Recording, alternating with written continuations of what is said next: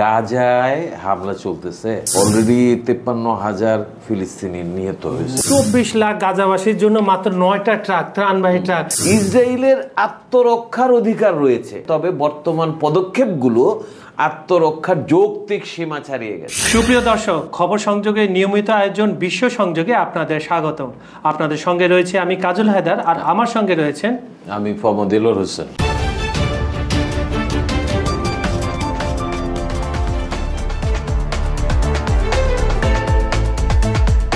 দিনের পর দিন, মাসের পর মাস, বছরের পর বছর একটি জাতিকে, একটি দেশকে পৃথিবীর মানচিত্র থেকে নিশ্চিহ্ন করার চক্রান্ত চলছে।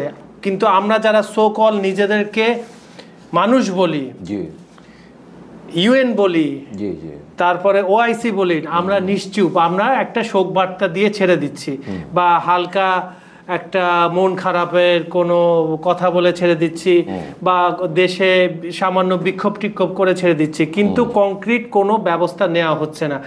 আমি কি বিষয়ে কথা বলতে চাচ্ছি আপনি নিশ্চয়ই বুঝে গেছেন, তো দর্শকদের একটু দর্শকরাও বুঝে গেছে। হ্যাঁ, সেটা হচ্ছে যে গাজায় হামলা চলতেছে সেই অক্টোবরের 7 অক্টোবর 2023 থেকে একটানা চলতেছে, মাঝে মাঝে গ্যাপ পড়ে।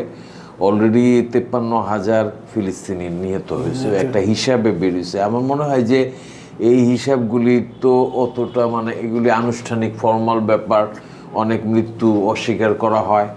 তো এই সমস্ত মিলে যারা মারা গেছেন, বিষয়টা এমন একটা সেন্সিটিভ জায়গায় চলে গেছে যে মনে হয় কি যারা মারা গেছেন তারা মনে হয় বেঁচে গেছে। কেন? কারণটা হচ্ছে যে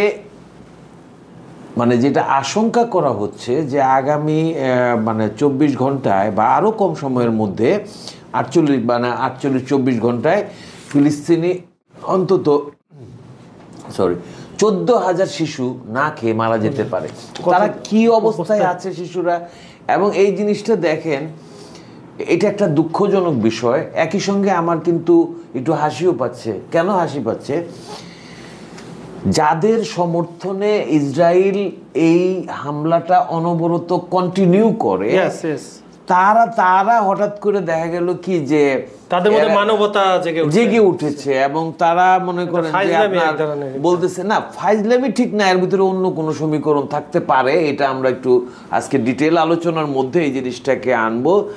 দর্শকরাও জানেন বিষয়টা, সেটা হচ্ছে যে ট্রাম্প কিন্তু, আমরা এর আগে একটা অনুষ্ঠানে বলেছিলাম যে নেতানিয়াহু ফোন কল রিসিভ করেন নাই, একটা ঘটনা ছিল, এবং নেতানিয়াহুর উপরে তার ক্ষুব্ধতার জায়গা তৈরি হয়েছিল। এই বিষয়গুলি আছে।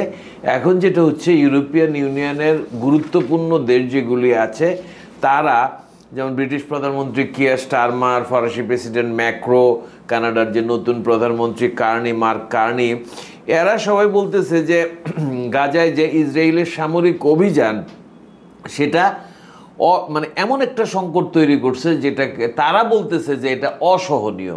তারা এতদিন কোথায় ছিল? না, এতদিন কোথায় ছিল বলতে কি, তাদের একটা ব্যাখ্যা আছে। তারা যেটা বলতে চায় যে এগুলো সমাধান চায়, এবং ইউরোপীয়দের যেই ধারণার জায়গাটা যেটা আছে সেটা হচ্ছে কি যে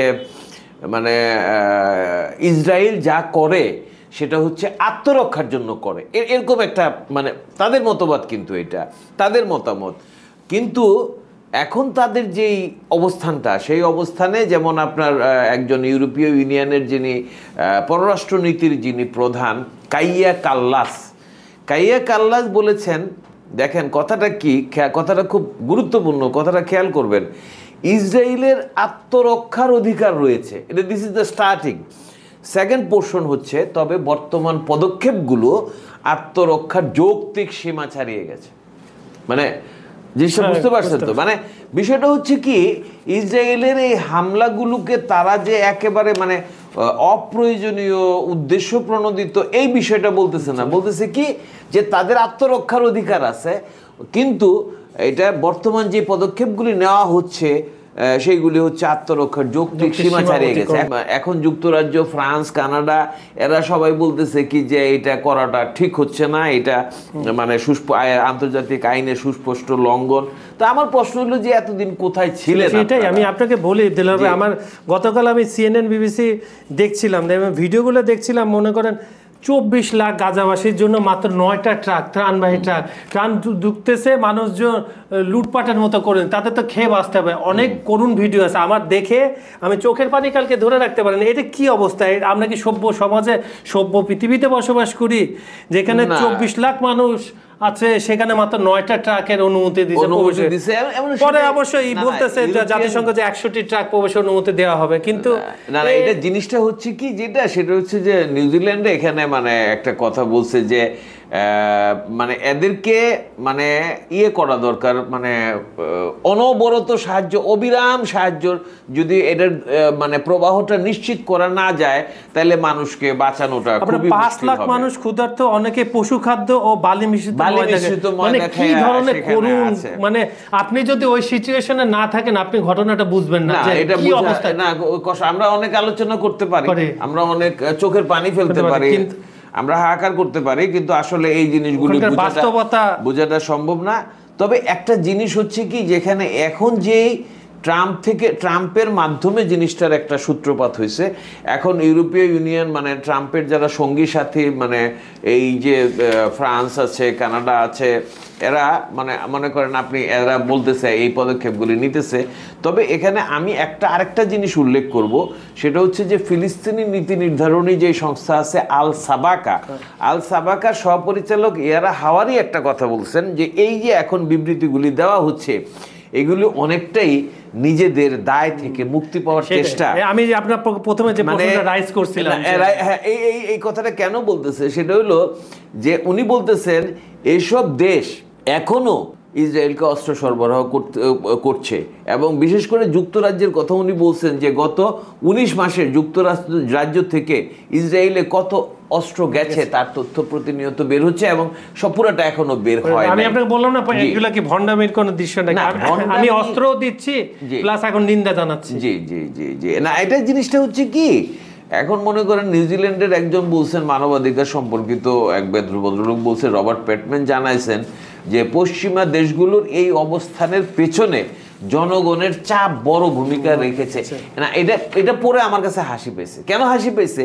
কারণটা হচ্ছে যে আমেরিকার ভিতরে, ফ্রান্সে, ব্রিটেনে সব সময় কিন্তু সাধারণ জনগণ এই হত্যাকাণ্ডের নিন্দা করছে। গাজার পক্ষে তারা র্যালি বের করে, বিশাল বড় বড়, তারা পক্ষে ঠিক না, মানে বলতেছে মানবতার যে মানবাধিকারের যে লঙ্ঘন হচ্ছে, মানুষকে মারা হচ্ছে, এটাকে তারা বিরোধিতা করছে সাধারণ মানুষ সব সময়। এটা আগে তো কখনো মনে করেন এই ধরনের উদ্যোগ নেয় নাই, এখন কেন নিল? এটা কিন্তু $1 মিলিয়ন কোশ্চেন, যে কেন নিচ্ছে। এখানে আমি আপনাকে বলি যে এই আলোচনার তো কোনো শেষ নাই, কিন্তু আপনি একটা জিনিস খেয়াল করবেন, আমি যেই জিনিসটা আগে বলতাম সেটা হলো যে ট্রাম্প হচ্ছে পাগলা রাজা। ইদানিং আমার কাছে মনে হচ্ছে মতলবের পাগল। কেন এটা বলতেছি, এটা ব্যাখ্যাটা করি আমি। আমার কাছে কি মনে হচ্ছে আমি জানি না দর্শকরা কি মনে করবেন। আপনি খেয়াল করবেন যে ট্রাম্প কি করতেছে। ট্রাম্প যেটা করলো, কিছুদিন আগে কিন্তু আরব দেশগুলি, কাতার, কুয়েত, এই জায়গাগুলিতে কিন্তু উনি একটা সফর করে ব্যবসাও করলেন, তিনি ব্যবসা করছেন। আমি এই প্রসঙ্গটাতে আসতেছি, ব্যবসার একটা ব্যাপার আছে। কিন্তু এখন উনি যেটা দেখতেছেন যে ওনার নিউ পার্টনার্স কারা, এখন দেখা যাচ্ছে আরবদের সাথে যদি, আরব জায়গাটা যদি অশান্ত থাকে, ইসরায়েলের ভূমিকার ক্ষেত্রে যদি আমেরিকা যেভাবে স্ট্রং সাপোর্টটা করে, তাহলে তো ব্যবসাটা হবে না। মানে স্বাভাবিকভাবে মনে করেন আরবের যে গুরুত্বপূর্ণ যে দেশগুলি আছে সবই, সৌদি আরব, কুয়েত, ইউনাইটেড আরব আমিরাত, এই যে দেশগুলি আছে, এই দেশগুলির সাথে বাণিজ্য করতে গেলে এখানে ব্যালেন্সিং কিছু ফ্যাক্টর যুক্ত করতে হবে। একই কারণে আমরা যেমন জানি যে চীনের সাথে, আমরা কিন্তু গদবাঁধা একটা কথা জানি, সেটা হলো চীনের সাথে আমেরিকার সম্পর্ক খারাপ। কিন্তু আপনি কি জানেন যে ইলন মাস্ক চীনে কত বিলিয়ন ডলার সেখানে বিনিয়োগ করছে? এবং চীন কিন্তু মনে করেন এই যে ইলন মাস্কের ব্যাপারে, কখন আমেরিকার ব্যাপারে, আমেরিকার নীতিগত অবস্থানের ক্ষেত্রে যা কিছুই হোক, এটা কিন্তু মানে চীনের একটা ভূমিকা থাকে, কিন্তু মাস্কের ব্যাপারে কিন্তু তারা কখনো তারা নিউজে তারা পায় না। আপনি খেয়াল করেন অনেকেই যে জিনিসটা, এটা প্রসঙ্গক্রমে আসছে, আমাদের দেশীয় প্রসঙ্গটাও এখানে আসছে, সেটা হচ্ছে কি, এই যে মানবিক করিডোর নিয়ে কথা হচ্ছে, বলা হচ্ছে যে, তারপরে আপনার চিটাগাং পোর্ট নিয়ে বলাটা হচ্ছে যে এগুলি মার্কিন একটা বিষয় আছে, মার্কিনিরা আগে থেকেও চাইতো, এবং একটা সমীকরণ ছিল কি যে এটাতে নাকি চীন মাইন্ড করবে, ভারত এবং চীন মাইন্ড করবে। পরবর্তীতে দেখা গেল যে না, চীন মাইন্ড করার, চীনকে ব্যালেন্স করা হয়েছে আগেই, বা চীনের কাছে ডক্টর মোহাম্মদ ইউনূস কথাগুলি বলেছেন এবং চীন অসম্মতি জানায়। মানে একটা জায়গায় হচ্ছে কি দেখেন, প্রতিদ্বন্দ্বিতা থাকে, আবার যখন ব্যবসার স্কোপটা দেখে তখন কিন্তু সবাই এক, তখন কিন্তু সমস্যা নাই। এখন চীন আমেরিকার সাথে সমস্যা নাই। এখন মনে করেন যে এই যে মধ্যপ্রাচ্য নিয়ে, গাজা নিয়ে নতুন কথাটা আমি শুনতেছি, আমরা শুনতেছি, আপনি দেখেন কিছুদিন আগে কি বলছে, আমরা কি ভুলে গেছি? ট্রাম্প কি বলছিল? ট্রাম্প বলছিল যে ওইখানে গাজাতে বা ওই জায়গাতে সে একটা রিসোর্ট বানাবে, সেখানে যেখানে আমরা ওই যে একটা জিনিসটা বলি না, যখন এক জায়গায় একটা বস্তিতে আগুন লাগায় দেওয়া হয়, কিছুদিন পরে দেখা যাচ্ছে যে ওখানে একটা অট্টালিকা উঠতেছে। এই যে বিষয়গুলি আছে, এখন এই বিষয়গুলির কারণে এই যে তাদের যে বিষয়টা, আমার কাছে একটা সমীকরণে মনে হয় যে ট্রাম্পের যে বাণিজ্য সম্প্রসারণের যে প্ল্যানটা, সেই প্ল্যানের একটা গুরুত্বপূর্ণ অংশ হচ্ছে যে গাজায় ইসরায়েলের ভূমিকাকে মানে নিন্দা জানানো, এটার বিরুদ্ধে একটা কিছু এমন একটা স্টেপ নেওয়া যাতে করে তার স্টেক হোল্ডাররা, বিজনেসের স্টেক হোল্ডাররা যেন সন্তুষ্ট হয় এবং ব্যবসার সম্প্রসারণ ঘটে। ট্রাম্প এখানে সাকসেস এই অর্থে বলবো যে তার যে ইউরোপিয়ান মিত্রগুলো আছে, বন্ধুগুলো আছে, তাদের দ্বারাই কিন্তু সে এই কাজগুলো করতেছে। আজকের তার ফলাফল এই আল জাজিরার এই রিপোর্টটা রিসেন্টলি হয়তো বা একটা মিনিমাইজ করা, মানে মিনিমাল পর্যায়ে চলে আসবে, যেহেতু ট্রাম্পের ব্যবসা সম্প্রসারণ নীতির কৌশল হিসেবে এটা করা হচ্ছে। সুতরাং এখানে সমস্যাটা আপাতত মনে হয় আপনার কথাবার্তায় আর নিউজের যে বিশ্লেষণগুলো আমি দেখছি, গাজাবাসীদের ওই আপাতত ক্যাম্পে থাকা ছাড়া কোনো সাময়িক একটা বিষয় আছে, পুরো ধ্বংসস্তূপে পরিণত হয়ে গেছে। তো এখন তো মনে করেন যে ওদেরকে আর ইনফ্রাস্ট্রাকচার করা হলো, দেখা গেল যে ইসরায়েল আবার হামলা করছে, খোলা আকাশের নিচে তাঁবু পাইতে থাকতে হবে আর কি, মানে এটা ব্যাপার। আর ইসরায়েল তো ইহুদিদেরকে, মানে ইসরায়েলদেরকে তো বিশ্বাস করাটা খুব প্রবলেম, কারণ ইতিহাস তো তাই বলে। আজকের বিষয়ে মোটামুটি দর্শকের সাথে আলোচনা শেষ করি, আপনি শেষ করেন। জি, তো ধন্যবাদ দর্শকদেরকে আমাদের সঙ্গে থাকার জন্য। আমরা আসলে বর্তমান বিশ্বের যে খুব গভীরতম একটা সমস্যা গাজায় যে সমস্যাটা হচ্ছে যে ইসরায়েলিদের আক্রমণ থেকে রক্ষা পাচ্ছে না ফিলিস্তিনি শিশুরাও, আরব বিশ্ব। তো এখানে ট্রাম্প সহ ইউরোপীয় নেতারা একটা ভূমিকা রাখতে চাচ্ছেন, কি উদ্দেশ্যে রাখতে চাচ্ছেন সেটা নিয়ে আমরা কথা বলেছি। দেখা যাক আপাতত অন্তত কিছু শান্তি বয়ে আসে কিনা। ধন্যবাদ সবাইকে, আজকের মতো ধন্যবাদ।